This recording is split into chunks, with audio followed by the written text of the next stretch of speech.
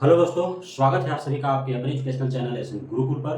दोस्तों, हम लोग बीपीएससी शिक्षक भर्ती परीक्षा को लेकर के तैयारी में पूरे युद्ध स्तर पे लगे हुए हैं, ताकि फर्स्ट अटेम्प्ट में ही हमारा बीपीएससी शिक्षक भर्ती परीक्षा अच्छे नंबर से हम क्वालिफाई कर सकें। इसी के तहत आपका जो पेपर 2 है, जो सामान्य अध्ययन सेक्शन रखा गया है, उसमें जो है आपका सामाजिक विज्ञान के अंदर बिहार स्पेशल पढ़ना है, जिससे लगभग 8 से 10 नंबर से आपको प्रश्न पूछे जाएंगे। इसी में हम लोग बिहार के भूगोल पढ़ रहे हैं और इस कड़ी में आज हम लोग बिहार की ऋतुओं के बारे में पढ़ेंगे। इससे पहले हम लोगों ने बिहार की जलवायु के बारे में पढ़ लिया है, तो आज हम लोग पढ़ते हैं बिहार की ऋतुओं के बारे में।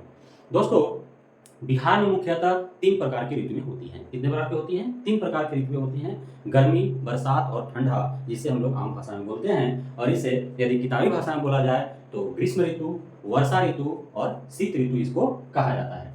तो आइए हम लोग जानते हैं कि ग्रीष्म ऋतु का क्या महत्व है, वर्षा ऋतु का क्या महत्व है और शीत ऋतु का क्या महत्व है और कैसे मौसम बदलते हैं, इसके बारे में हम लोग पढ़ते हैं, कैसे ऋतुएं जो है वो परिवर्तित होती हैं। तो आइए हम लोग जानते हैं। पहला जो है आपका ग्रीष्म ऋतु है। तो ग्रीष्म ऋतु में जो है आपका वह मध्य मार्च से लेकर के और मध्य जून तक आपका ग्रीष्म ऋतु होते हैं। अभी जो है वो ग्रीष्म ऋतु का काल ही चल रहा है। आपका मई का अंतिम महीना है और जून, मध्य जून तक जो है आपका काफी अधिक जो है गर्म रहेगा वायुमंडल। उसके बाद जो है वर्षा आएगी और फिर जो है भूमंडल, जो पृथ्वी पर जब वर्षा जब पड़ेगी, उसके बाद पृथ्वी का ताप जो है वो भाप बन के जो है उड़ेगा और फिर उमस हो जाता है कुछ दिनों तक। और उसके बाद जो है लगातार बारिश होने के बाद ही जो है आपका भूमि ठंड हो पाता है और राहत मिल पाता है। तो गर्मी का दिन जो है, ग्रीष्म ऋतु जो है वह मध्य मार्च से मध्य जून तक का महीना है, मध्य जून तक का ये ऋतु है। मध्य मार्च से मध्य जून यानी कि आपका मार्च, अप्रैल, मई, जून है ना, आपका लगभग 3 महीना, 3.5 महीना जो है ये आपका चलता है ना। मार्च से अप्रैल, अप्रैल से मई, मई से जून, लगभग 3 महीना का जो है ग्रीष्म ऋतु है। यह होता क्या है कि इस समय सूर्य जो है उत्तरायण होता है, जिसका कारण जो है तापमान में वृद्धि होने से वायु दाब में कमी आने लगती है। अब जो है उत्तरायण एक शब्द आया। अब उत्तरायण क्या होता है, दक्षिणायन क्या होता है, सबसे पहले हम लोग इसको समझ लेते हैं कि उत्तरायण और दक्षिणायन क्या होता है। तो देखिए, इस तरह से आपका जो है वो ग्लोब है या पृथ्वी है ना। इसमें होता क्या है कि आपका ये जो है आपका इसको कहते हैं भूमध्य रेखा। क्या कहते हैं? भूमध्य रेखा, 0 डिग्री अक्षांश रेखा, विषुवत रेखा, इसी को कहा जाता है। इसको क्या कहते हैं? विषुवत रेखा। विषुवत रेखा जिसके आसपास जो है काफी गर्म होता है ना। होता क्या है कि इस विषुवत रेखा पर सूर्य वर्ष में 2 बार लंबवत होता है। कब कब होता है? वो दिन है आपका 21 मार्च और वो दिन है आपका 23 सितंबर। ये तारीख आपको याद रखना है दोस्तों, है ना। आपको प्रश्न आ सकता है कि किस तिथि को जो है सूर्य विषुवत रेखा पर बिल्कुल लंबवत होता है, तो वह साल में 2 ऐसा दिन आता है, आपका 21 मार्च और 23 सितंबर। उत्तरायण का मतलब है आपका उत्तर की ओर बढ़ना। उत्तरायण का मतलब क्या है? उत्तर की ओर सूर्य का बढ़ना, है ना। तो इस प्रकार जो है आपका ये जो है 23 डिग्री जो है उत्तरी अक्षांश है। अभी जो है आपका 66 डिग्री जो है उत्तरी अक्षांश है। सूर्य जो है यहाँ से 21 मार्च को सूर्य जो है आपका विषुवत रेखा पर लंबवत है। इसके बाद वो उत्तरायण जाता है। उत्तरायण जो है वो बढ़ते जाता है और यह जो आपका कर्क रेखा है, यह क्या है? कर्क रेखा है। और आपको पता है कि भारत के बीचों बीच जो है एक कर्क रेखा गुजरा हुआ है ना। भारत के बीचों बीच एक कर्क रेखा गुजरा हुआ है कि नहीं? ये आपको पता है ना। कर्क रेखा जो है वो भारत के बीचों बीच गुजरा हुआ है और यहाँ कर्क रेखा पर आने में सूर्य को जो है यहाँ समय हो जाता है 21 जून का। कितना हो जाता है? 21 जून, यानी 21 मार्च से कर्क रेखा पर पहुंचते पहुंचते सूर्य को जो है वहां 21 जून का तारीख आ जाता है। और जब 21 जून को सूर्य जब यहाँ पहुंचता है कर्क रेखा पर, उसी समय जो है सूर्य की किरणें जो है कर्क रेखा पर लंबवत पड़ती है, जिसके कारण जो है भारत में तापमान बढ़ जाता है। और आपको पता है कि बिहार जो है वो कर्क रेखा के एकदम नजदीक जो है वो है। बिहार जो है वो कर्क रेखा के एकदम नजदीक है, नहीं, झारखंड से कर्क रेखा गुजरा हुआ है और झारखंड के बगल में आपका बिहार है। इसलिए बिहार का तापमान काफी ज्यादा होता है। इसलिए क्या होता है? बिहार का तापमान जो है वो काफी ज्यादा होता है ना। बिहार का तापमान क्या होता है? काफी ज्यादा होता है, नहीं। वही फिर जो है 21 जून को सूर्य जो है कर्क रेखा पर होता है। उसके बाद फिर वहां से दक्षिण की तरफ बढ़ता है और फिर 23 सितंबर को जो है विषुवत रेखा पर लंबवत होता है और उसके बाद जो है फिर दक्षिण की ओर आता है और दक्षिण की ओर भी जो है आपका 23.5 डिग्री, इसको जो है मकर रेखा कहा जाता है। और मकर रेखा पर जो है यह कब पहुंचता है, तो मकर रेखा पर यह पहुंचता है 22 दिसंबर को। मकर रेखा पर कब पहुंचता है, 22 दिसंबर को, है ना। इस प्रकार जो है उत्तरायण और दक्षिणायन होता है ना। इस प्रकार आपने समझा उत्तरायण और दक्षिणायन। चूंकि हमारा जो देश है, हमारा जो बिहार राज्य है, वह जो है कहाँ पड़ता है, तो वह उत्तरी गोलार्ध में पड़ता है, इसलिए जो है कर्क रेखा के नजदीक पड़ता है। और कर्क रेखा पर जब सूर्य की किरणें जो है लंबवत होती है, उस समय जो है ग्रीष्मकालीन ऋतु होता है, उस समय गर्मी जो है काफी ज्यादा पड़ता है और वह समय होता है 21 जून का। 21 जून के आसपास, 21 यहाँ तक पहुंचने में उसको जो है वो समय लगता है जो 3 महीने का। उसमें जो है 21 जून से पहले ही वह जो है मई के महीना में और अधिक जो है तापमान होता है। मई और जून के महीना में काफी ज्यादा जो है भारत में और बिहार में तापमान देखने को मिलता है। तो इस प्रकार जो है इसे उत्तरायण कहते हैं। और उत्तरायण में जब सूर्य का होता है उस समय जो है काफी ज्यादा तापमान बढ़ता है। और इस समय चूंकि वायु दाब कम होने का कारण क्या है, तो जब सूर्य की किरणें काफी ज्यादा बढ़ती हैं तो तापमान बढ़ जाता है, जिसके कारण वायु जो है वह गर्म होकर के हल्का हो जाता है, जिसके कारण निम्न वायु दाब जो है वहां पे बनता है, यानी कि वायु दाब में कमी आने लगती है। इस मौसम में पश्चिमी और मध्य भाग में गर्म हवाएं चलती है, जिसे लू कहते हैं। तो इससे होता क्या है कि मौसम में पश्चिमी और मध्य भाग में कह रहा है, तो अब यहाँ पे हम लोग जो है बिहार के मैप में समझेंगे। किसमें समझेंगे, बिहार के मैप में समझेंगे हम लोग, है ना। क्या बिहार के मैप में हम लोग समझेंगे कि आखिर यह कह क्या रहा है ना।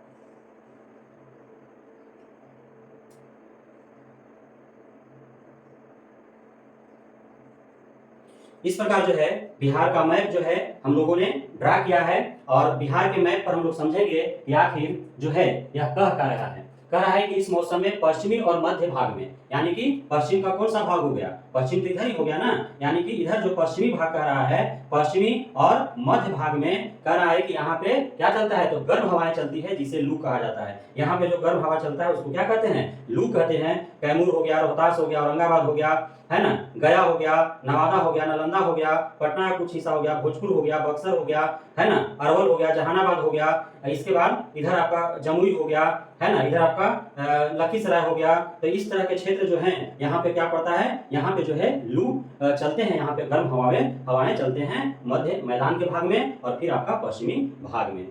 ग्रीष्म ऋतु में मानसून आने से पूर्व बिहार के पूर्वी भागों में बंगाल की खाड़ी से आने वाले उष्णकटिबंधीय चक्रवातों के कारण वर्षा होती है। अब आप आम्र वर्षा के बारे में सुने होंगे, आम्र वर्षा, जिस वर्षा के कारण जो है आम पकता है ना। तो यह कब होता है, यह बरसात आने से पहले जो है यह वर्षा होती है। और इस वर्षा होने का कारण क्या है, तो पूर्व बंगाल की खाड़ी आपको पता है, इधर जो है पश्चिम बंगाल राज्य है और इधर जो है आपका बंगाल की खाड़ी है। क्या है, बंगाल की खाड़ी है। तो बंगाल की खाड़ी से जो है चक्रवात उठता है। क्या होता है, बंगाल की खाड़ी से जो है वह चक्रवात उठता है और इस चक्रवात के कारण जो है बिहार में क्या होते हैं, तो बिहार में वर्षा होते हैं। बिहार में क्या होते हैं, बिहार में वर्षा होते हैं। इसको क्या कहते हैं, तो नार्वेस्टर या फिर काल बैसाखी कहा जाता है। क्या कहा जाता है, नार्वेस्टर और काल बैसाखी इसे कहा जाता है ना। ये थी ग्रीष्म ऋतु के बारे में मुख्य बातें, जिसके पढ़ने के क्रम में हम लोगों ने उत्तरायण और दक्षिणायन की समझा, जिसमें हम लोगों ने समझा कि 21 मार्च और 23 सितंबर को सूर्य की किरणें जो है विषुवत रेखा पर लंबवत होता है। वहीं 21 मार्च के बाद जो है सूर्य उत्तर की ओर चलता है, जिसे उत्तरायण कहते हैं, और वह कर्क रेखा पर जो है 21 जून को पहुंचता है। और हमारा देश, हमारा राज्य का स्थिति जो है वो कर्क रेखा से काफी नजदीक होने के कारण जो है यहाँ पे जब सूर्य का किरण 21 जून के आसपास जब लंबवत पड़ता है तो काफी गर्म होता है। और उस गर्मी के वजह से जो है तापमान बढ़ जाने के कारण जो है हवा गर्म होकर के हल्का हो जाता है, जिसके कारण वहां पे जो है वायु दाब में कमी आती है ना। और साथ ही जो है मध्य भाग या पश्चिमी भाग और मध्य भाग में क्या होता है कि पश्चिमी और मध्य भाग में जो है गर्म हवाएं चलती हैं, जिसके कारण जो है वहां पर क्या होता है, चूंकि जो है निम्न वायु दाब होने के कारण हवा हल्का हो जाता है, तो उधर उस साइड से जो है आपका राजस्थान की तरफ से, है ना, मध्य प्रदेश की तरफ से आपका क्या होता है, उधर से जो है धूल भरी आंधियां आती है, जिसके कारण जो है पश्चिमी के क्षेत्रों में, बिहार का पश्चिम में, है ना, बिहार के पश्चिम में, और वह जो हवा जब आती है यार और मध्य भाग तक जाती है, इसी को क्या कहते हैं, लू कहते हैं, जिसका प्रभाव आपको कहां कहां पड़ता है, आपका गोपालगंज हो गया, सिवान हो गया, सारण हो गया, है ना, बक्सर हो गया, भोजपुर हो गया, आपका कैमूर हो गया, रोहतास हो गया, औरंगाबाद हो गया, अरवल हो गया, जहानाबाद हो गया, है ना, गया हो गया, नवादा हो गया, आपका इधर जमुई, इधर मुंगेर तक इसका प्रभाव जो है, पटना, नालंदा के कुछ हिस्सों तक इसका प्रभाव जो है वो पड़ने को लग आपका खगड़िया है, बेगूसराय, लखीसराय, ये सब क्षेत्र भी इससे प्रभावित होते हैं। और यहाँ पे जो गर्म हवा चलता है उसको क्या कहते हैं, लू कहते हैं। और साथ ही ग्रीष्म ऋतु में एक और चीज देखने को मिलता है कि जो है बंगाल की खाड़ी से जब चक्रवात उठता है तो उससे जो है वह चक्रवात जो है जाकर के हिमालय से टकराता है, और उसके बाद जो है आपका बिहार में वर्षा भी होती है, और उस वर्षा को, जो वर्षा होती है उसे हम लोग नार्वेस्टर या काल वैसाखी कहते हैं। क्या कहते हैं, नार्वेस्टर या काल वैसाखी या फिर आम्र वर्षा भी कहा जाता है। अब हम लोग जो है दूसरे ऋतु पर चलेंगे। दूसरा ऋतु है आपका वर्षा ऋतु, जो मध्य जून से, गर्मी समाप्त होने के उपरांत जो है वर्षा ऋतु होती है, मध्य जून से लेकर के मध्य अक्टूबर तक, है ना। और यह वर्षा ऋतु जो है बिहार में कृषि उत्पादन के लिए काफी महत्वपूर्ण जो है ऋतु माना जाता है, क्योंकि मुख्य जो फसल है बिहार का वह धान है, खरीफ फसल है, और इसी मौसम में जो है खरीफ फसल का उत्पादन होता है ना।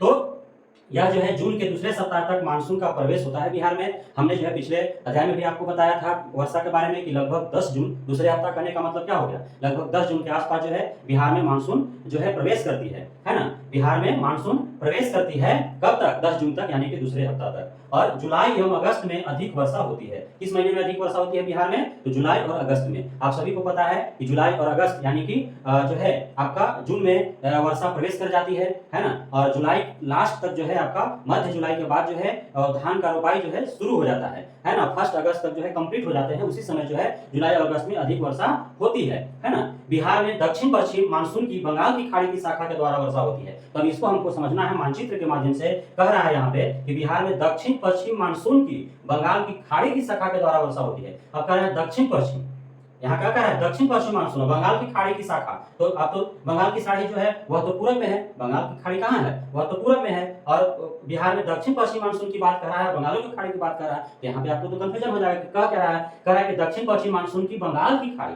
ये कैसे हो सकता है, बंगाल की खाड़ी पूरब में है तो दक्षिण पश्चिम बंगाल की खाड़ी कैसे कर रहा है। तो यहाँ पे समझिए बात को, है ना। ये जो है आपका भारत है, ये क्या है, भारत है ना, सुंदर भारत, हमारा भारत, महान भारत, सुंदर भारत, है ना। यहाँ पे जो है आपका ये क्या है, ये बंगाल है, और इधर सटल जो है ये आपका बिहार है ना, क्या है, बिहार है। और इधर जो है पूरा वो क्या है, ये आपका बंगाल की खाड़ी है, क्या है, बंगाल की खाड़ी है, और इधर जो है वो क्या है, अरब की सागर है ना। अब कह रहा है कि दक्षिण पश्चिम मानसून, तो दक्षिण पश्चिम मतलब इधर ना हो गया, दक्षिण पश्चिम मतलब किधर हो गया, इधर हो गया। तो यहाँ से क्या होता है, यहाँ से जो है ऐसे उठता है, यहाँ से मानसून जो है वो ऐसे चलती है, और यहाँ बंगाल की खाड़ी में जो है टकराती है, और बंगाल की खाड़ी से ही आर्द्रता जो अपने साथ और समेट लेती है, और उसके बाद यहाँ से चलती है। तो ये जो है यहाँ आपको पता है कि कौन सा क्या है, हिमालय है इधर, और जाकर के हिमालय से टकराती है। मानसून यहीं से चलती है, दक्षिण पश्चिम से ही, अरब सागर से ही, लेकिन ये सीधे ऐसे नहीं जाती है, सीधे ऐसे नहीं जाती है, ये जाती है ऐसे बंगाल की खाड़ी में, बंगाल की खाड़ी से और अपने साथ आर्द्रता भर लाती है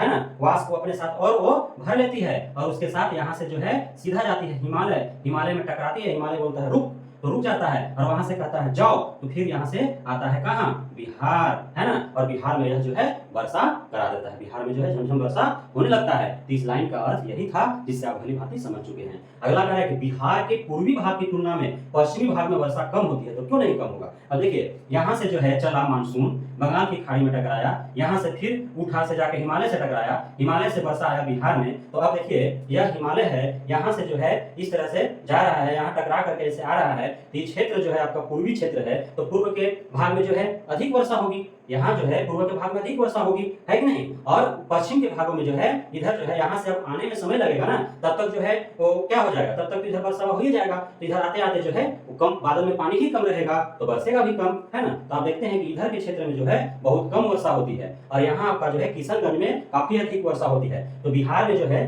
पूछा जाएगा आपसे कि बिहार के किस जिला में सर्वाधिक वर्षा होती है, तो वह है आपका किशनगंज जिला। कहाँ, किशनगंज जिला। और बिहार के किस जिला में सर्वाधिक जो है सबसे कम वर्षा होती है, तो वह है आपका गया जिला हो गया, कैमूर हो गया, है ना, आपका रोहतास हो गया, औरंगाबाद हो गया। इन जिलों में जो है बहुत कम वर्षा होती है। वहीं गर्मी की यदि बात किया जाए तो सबसे अधिक गर्मी जो है आपका गया में पड़ता है। सबसे अधिक गर्मी भी गया में और सबसे अधिक ठंडा भी गया में, क्योंकि आपको पता है कि जो जितना जल्दी गर्म होता है, ज़्यादा गर्म होता है, वो उतना ही ज़्यादा और जल्दी जो है वो ठंडा होता है। राजस्थान के बारे में आप सुने होंगे कि वहाँ पे गर्मी में बहुत अधिक ताप हो जाता है और रात में जो है बहुत अधिक ठंड हो जाता है, चादर ओढ़ करके सोना पड़ता है लोगों को, है ना? तो ये जो है आपका साइंटिफिक रीज़न है ना, इसको विज्ञान के में आप पढ़े होंगे या पढ़ना है आपको, है कि नहीं? तो यहाँ जो है आपका सबसे गर्म जो है जिला कौन सा है? बिहार का सबसे गर्म जिला गया है। बिहार का सबसे ठंडा जिला गया है। बिहार में सबसे अधिक वर्षा होता है आपका कहाँ? किशनगंज में। और सबसे कम वर्षा जो होता है वो आपका इधर आपका दक्षिण पश्चिम के क्षेत्र में होता है ना?